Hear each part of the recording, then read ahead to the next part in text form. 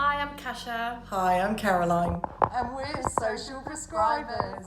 What is social prescribing? Social prescribing is designed to support people with a wide range of social, emotional, or practical needs.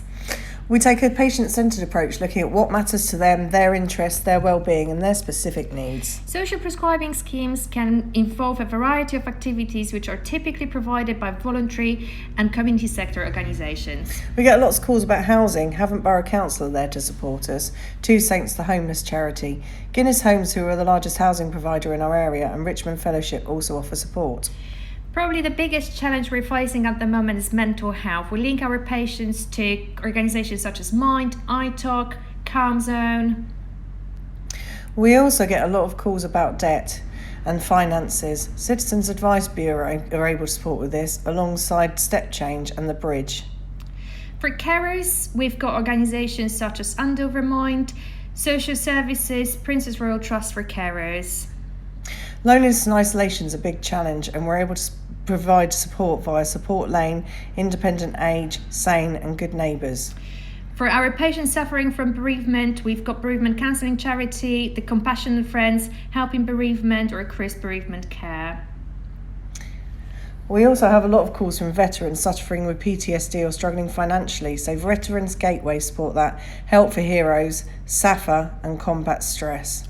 Many patients have been experiencing different types of abuse as well. We've got organisations such as Aurora New Dawn, Stop Domestic Abuse, Parks, Portsmouth Abuse and Rape Counselling Services and National Domestic Abuse Helpline. So, on the slides, you saw just a few of the organisations that we link our patients to.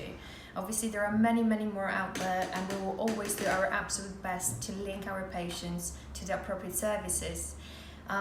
However, you've got to remember the outcomes don't always depend on us. The real change and improvement really depend on patients themselves, how willing they are to engage and how willing they are to take responsibility for their own well-being. We do use different scales and forms to find out where patients are at when we just start working with them. The main one that we use is called PAM, which is Patient Activation Measure, which is a tool that assesses patients' knowledge, skills, and confidence for self-assessment.